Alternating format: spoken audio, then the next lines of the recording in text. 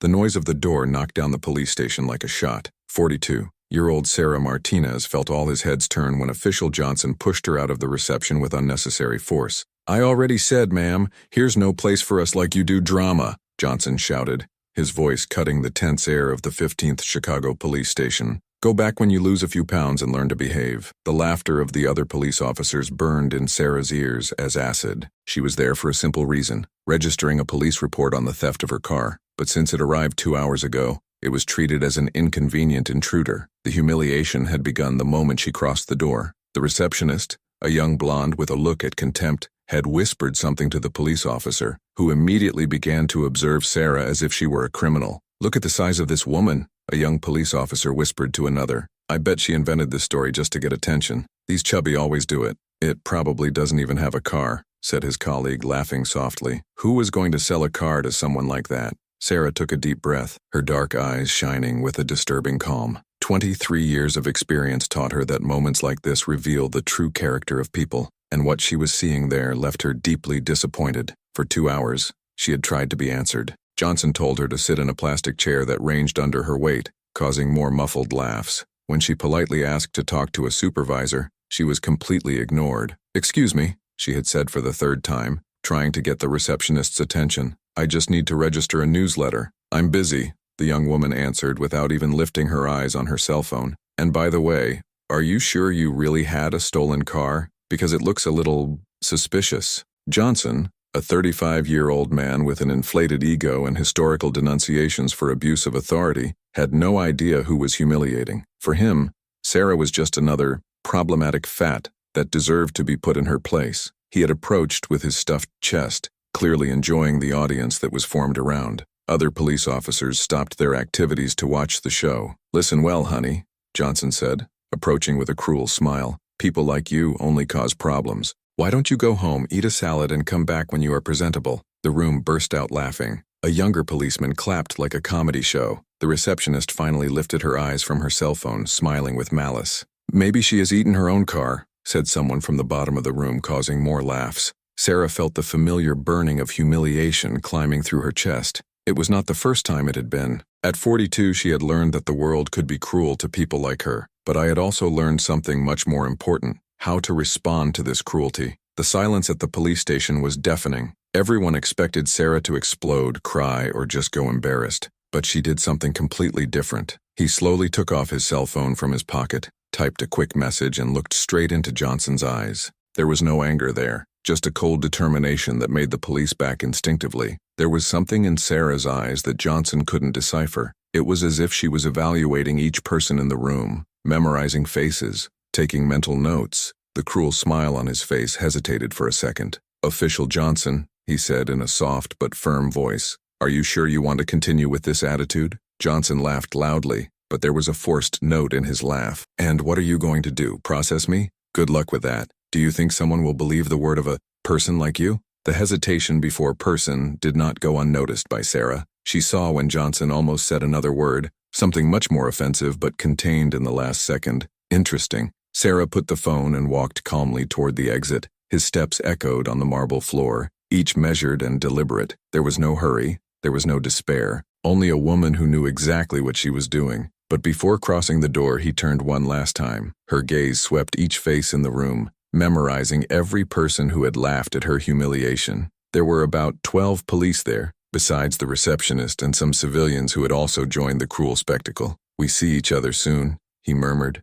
so low that only Johnson heard. Something in the tone of his voice made the policeman feel a shiver on his spine. For a moment he had the strange feeling that he had just made a Terry Errorville, but he moved away, convinced that he had just teached an important lesson for an inconvenient penetration. As the door closed behind Sarah, Johnson turned to his colleagues with a victorious smile. "Sometimes you just need to show these people what their place is," he said, causing more applause. What none of them knew was that Sarah Martinez was not just an ordinary citizen trying to register a newsletter, and what was about to happen would forever change the 15th Chicago police station, Johnson's career, and the lives of everyone who laughed on that afternoon of humiliation. Outside, Sarah stopped on the sidewalk and looked at the imposing building of the police station. His hands did not train, his breathing was calm, and his eyes shone with something that Johnson would soon find it to be very, very dangerous for men like him. If you are enjoying tracking this story of turnaround, don't forget to subscribe to the channel so as not to lose the surprising outcome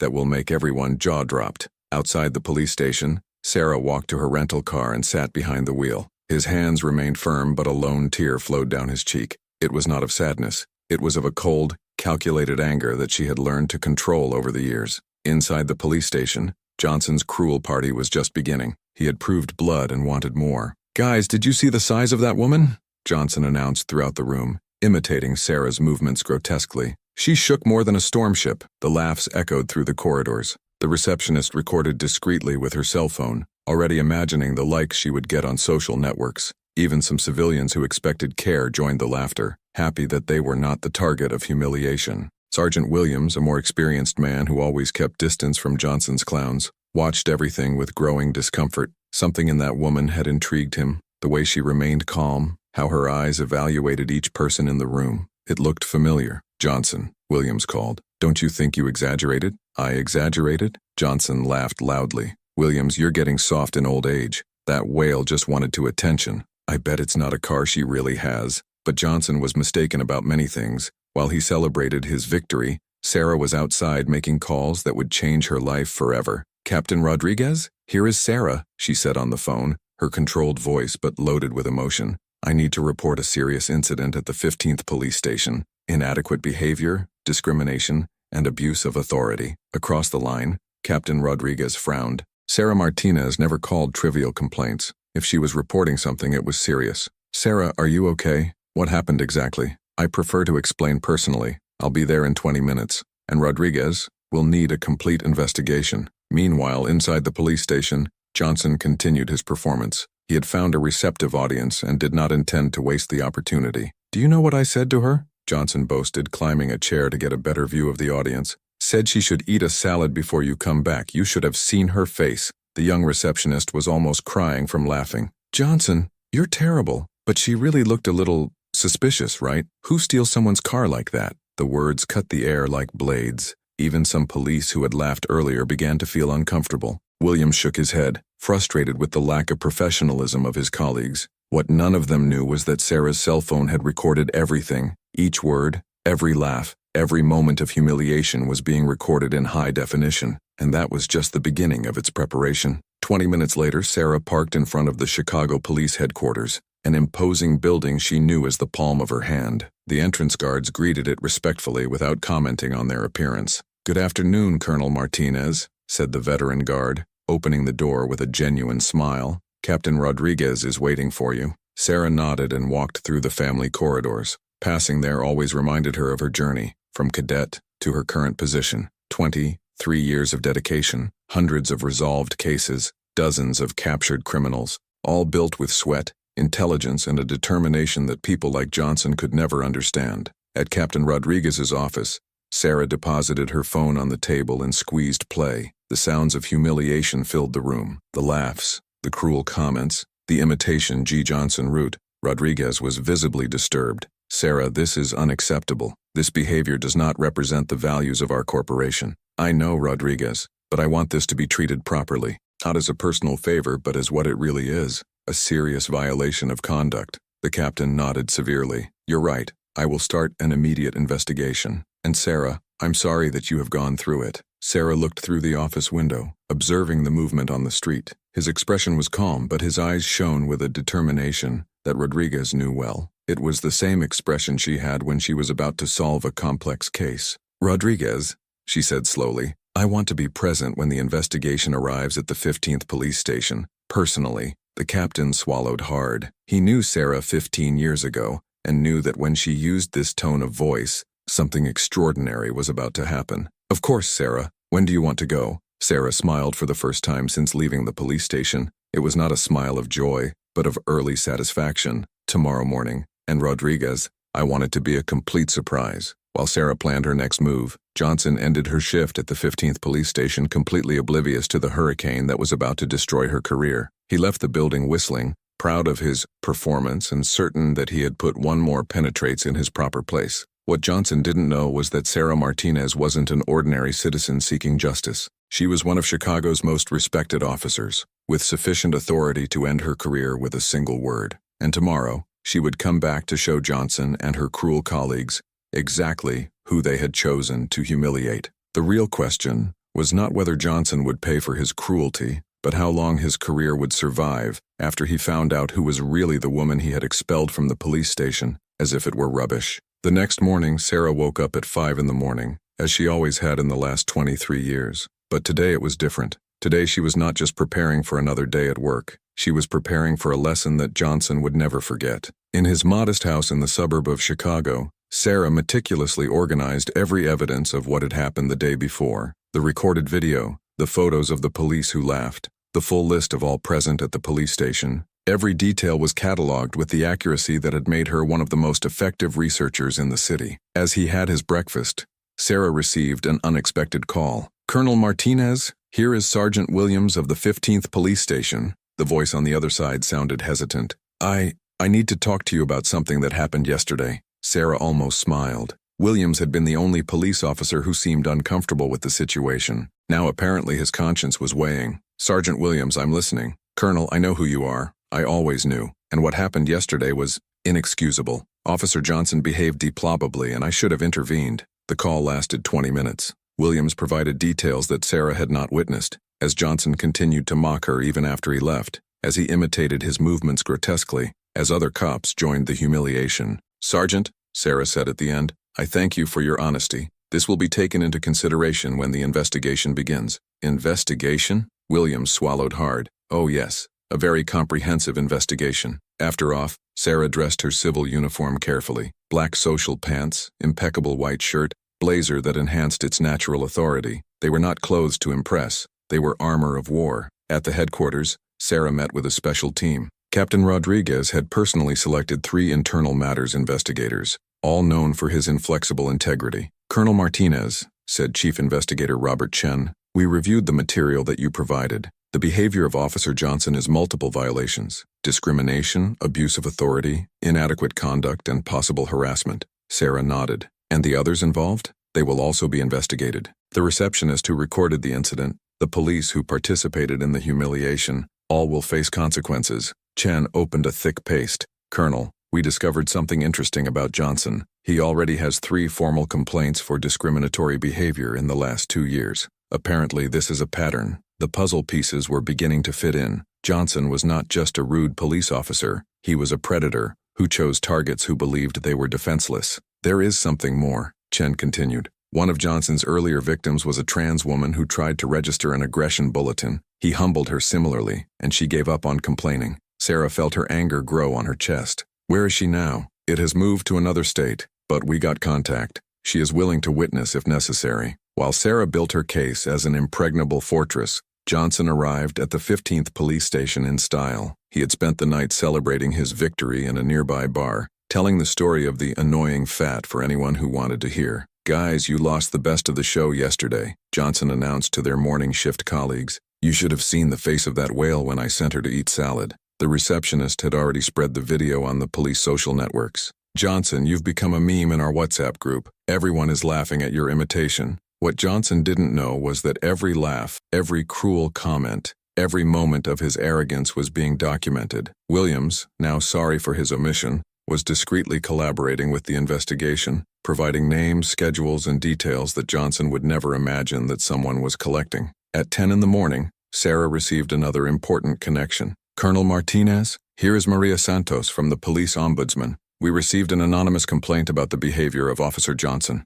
Apparently several people witnessed yesterday's incident and were outraged." Sarah smiled truly for the first time in 2 days. "How many people contacted it?" 8 so far, including 2 civilians who were at the police station and felt embarrassed for what they witnessed. They want to testify formally. The siege was closing around Johnson, but he remained completely oblivious to danger. At lunchtime, he was in the police station cafeteria, still bragging about his conquest. "Do you know what I should have done?" Johnson laughed at a group of younger police. "It should have suggested that she look for a gym instead of wasting time here." Some laughed, but others felt uncomfortable. The story was spreading through the police station, and not everyone thought it was funny. More experienced cops began to question whether Johnson had crossed a line that should not have crossed. Meanwhile, Sarah finished the last details of her strategy. She had evidence, witnesses, legal precedents, and the full support of her superiors. But more important than all this, she had something that Johnson would never have: dignity, professionalism, and the genuine respect of her peers.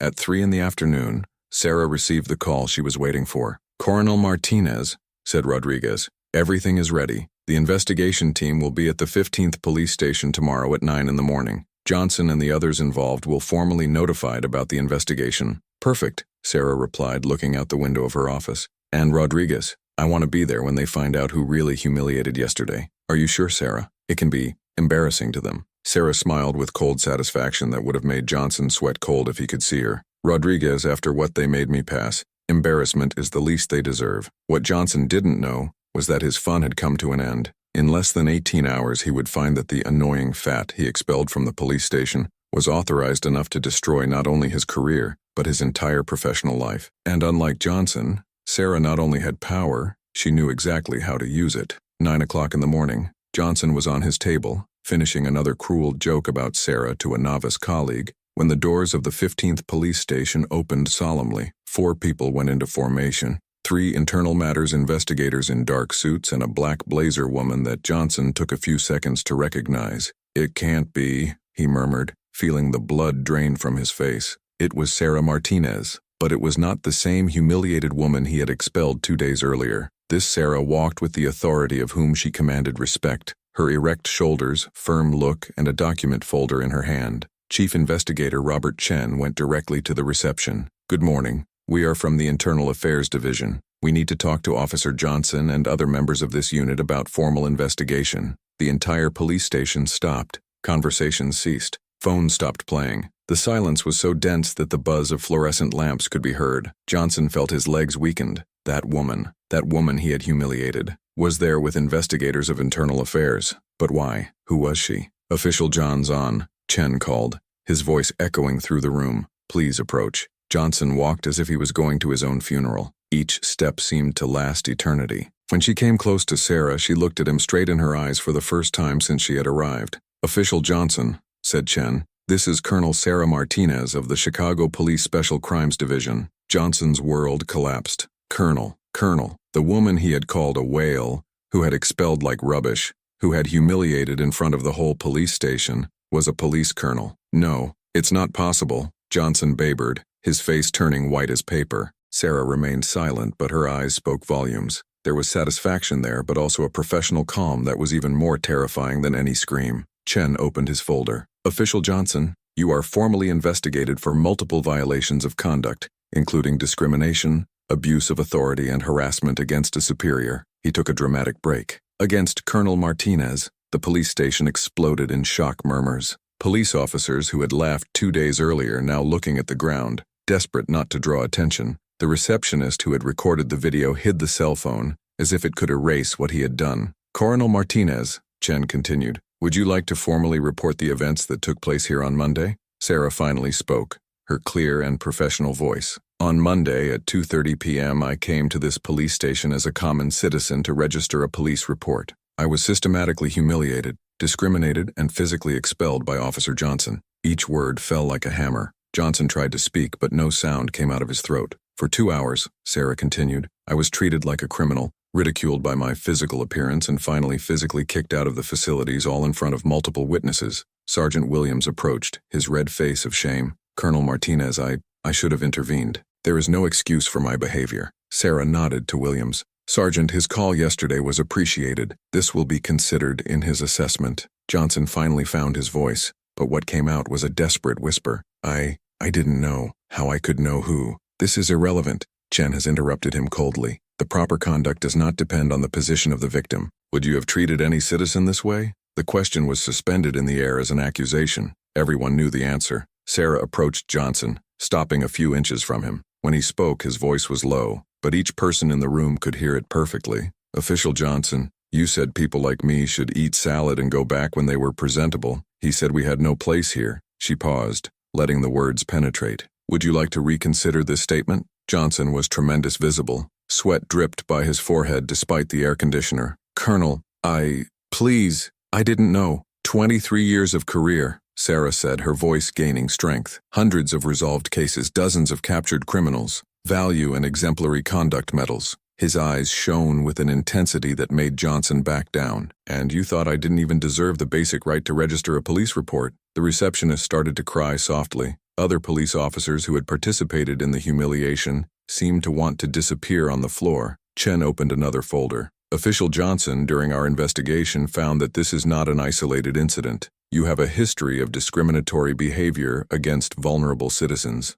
Johnson felt the world spinning around him. His career was over. His reputation was pierced. And all because he chose to humiliate the wrong person. Sarah turned to the whole police station. "I want you all to understand something very clearly," he said, his voice echoing the walls. "The badge we carry does not give us the right to humiliate anyone. Our mission is to serve and protect all citizens, regardless of appearance, origin, or any other feature." The silence was deafening. Chen closed his folder with a snap that sounded like a shot. "Official Johnson, you are suspended from your full pending functions. Deliver your badge and weapon immediately." Johnson took the badge with trembling hands. 20 years of career reduced to a piece of metal he now put on the table like radioactive waste. Sarah observed without apparent emotion, but inside it, there was a deep satisfaction. It was not revenge, it was justice. It was proof that dignity and perseverance always overcome arrogance and cruelty. When Johnson left the police station escorted by the investigators, he passed the same door where he had pushed Sarah 2 days earlier. Irony did not go unnoticed by anyone. Sarah remained at the police station for another hour, talking to other police officers, ensuring that the message was clear. Discriminatory behavior would not be tolerated under any circumstances. When she finally left, every police officer at the police station greeted her respectfully, not out of fear but by genuine recognition of his moral authority. Outside, Sarah stopped on the same sidewalk where she had cried 2 nights before, but now there were no tears, just the silent satisfaction of those who proved that true strength does not come to humiliate others, but to maintain dignity even when others try to get it out of you. Johnson had learned as worse as possible for underestimating someone based on appearance is always a fatal error, and Sarah had proved that sometimes the best answer to cruelty is no longer cruelty. It is simply to show who you really are. 3 months later, the 15th Chicago Police Station had become an example of transformation within the corporation. Sarah Martinez visited the place monthly, not as an inspector, but as a mentor of a diversity and respect training program she had created herself. Johnson never returned.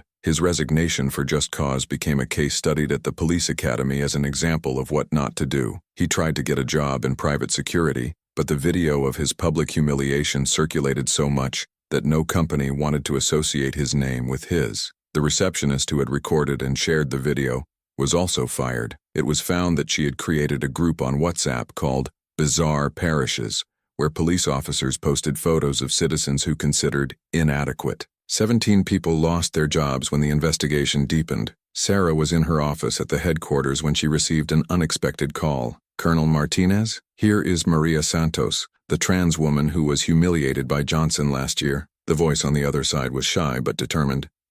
I wanted to thank. When I learned that he was fired because of the lady, I cried with relief. "Maria, you don't have to thank me. We need to protect each other." "Colonel, I went back to Chicago. I got a good job and for the first time in years I feel safe to denounce discrimination when I see." Sarah smiled. That was the real victory, not Johnson's fall, but the strengthening of people who had been silenced by fear. That afternoon, Sarah received an unexpected visit. Sergeant Williams knocked on the door of his office, visibly nervous. "Colonel, can I talk to you?" Williams entered, and was in a sense of meaning. "Colonel, I want to formally apologize for my behavior, and I want to ask to be transferred to your training program. I want to learn to be the policeman who should have been that day." Sarah studied the man in front of him. He saw genuine regret, not just fear of consequences. "Williams, real regret is shown through actions, no words. Are you willing to work hard to change?" "Yes, ma'am, completely." "Then welcome to the team." 6 months after the incident, Sarah was invited to give a talk at the Chicago Police Academy. The auditorium was packed with young cadets, his eyes shining with idealism and determination. "You will find people who believe that the badge gives them the right to judge others based on appearance," Sarah said, his voice echoing through the auditorium. "Always remember, our strength does not come from humiliating the vulnerable. It comes from protecting them." A cadet raised his hand. "Colonel, how did you keep calm that day?" "I would have exploded." Sarah smiled. "The explosion would have given them exactly what they expected, an excuse to say I was unstable. Calm down, on the other hand, forced them to confront their own actions without distractions." After the lecture, Sarah was walking the parking lot when she found a group of cadets arguing excitedly. Dude, imagine Johnson's face when she found out she was a colonel, said one. Yeah, I bet he wanted to disappear on the floor. He laughed another. Sarah approached. Cadets, can I share something with you? They straightened immediately. Of course, Colonel. The true lesson is not about the fall of Johnson. It is about understanding that everyone you find on the streets deserves the same respect that they would give a colonel, because human dignity does not depend on office or appearance. The young people nodded thoughtful. Johnson treated me badly not because I was a colonel disguised, but because he believed people like me did not deserve basic respect. That's the true tragedy, and that's what you should have ever to repeat. 2 years later, Sarah received the Excellence Award in Leadership from the Chicago Police. During her acceptance speech, she looked at the audience full of police from all patents. This award is not mine, she said. It belongs to each person who has already been judged by appearance and has maintained his dignity. He belongs to every police officer who chose to protect, instead of humiliating. He belongs to everyone who believes that true strength comes from erecting others, not to overthrow them. The auditorium exploded in prolonged applause. That night, at home, Sarah opened her laptop and checked the messages she received daily from people around the country who had suffered similar discrimination. Many shared stories of how they found courage to denounce injustices after knowing their history. A message plated especially.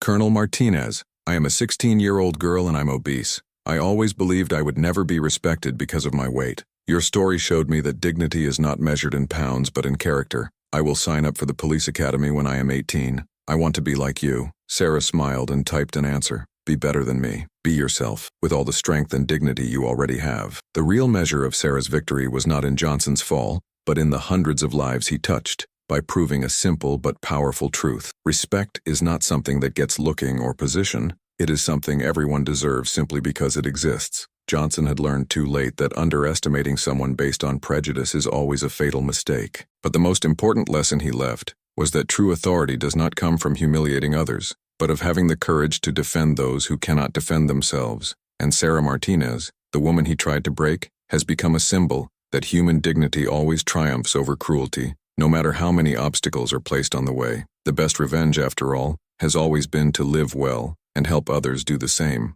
If you have been inspired by this story of overcoming injustice, do not forget to subscribe to the channel to follow more exciting accounts of people who have proved that dignity always overcomes prejudice.